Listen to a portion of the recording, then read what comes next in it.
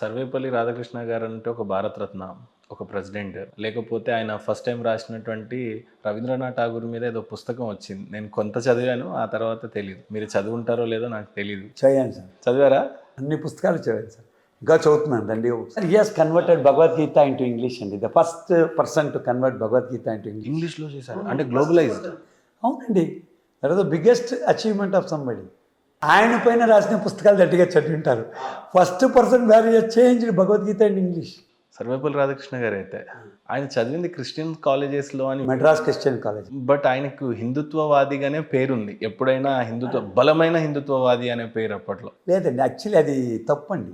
Okay, he is only president who has been very good with all the communities. Okay. ఆస్మి ఆయన వేరే communities గురించి ఆయన రాసిన కోట్స్ దండిగా ఉన్నాయి. స్పోక్ అబౌట్ ముస్లింటీ, స్పోక్ అబౌట్ క్రిస్టియానిటీ, ఈ spoke about Jainism, is a man conventional religions గురించి మాట్లాడిన ఏకైక లీడర్. భారతదేశం రెండు విధాలుగా విడిపోవాలి, పాకిస్తాన్ ఇండియా అన్నప్పుడు సర్వేపల్లి రాధాకృష్ణ గారి స్టాండ్ ఎట్ సైడ్ ఉండొచ్చు అప్పుడు.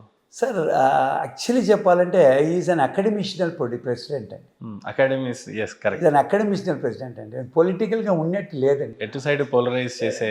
బట్ ప్రపంచంలో ఎంతో మందికి తెలియదండి, ఇండియా గాట్ ఫ్రీడమ్ అని రాత్రి 12 గంటలకు చెప్పిన ఏకైక వ్యక్తి డాక్టర్ రాధాకృష్ణన్. అనౌన్స్ చేసిందే రాధాకృష్ణన్.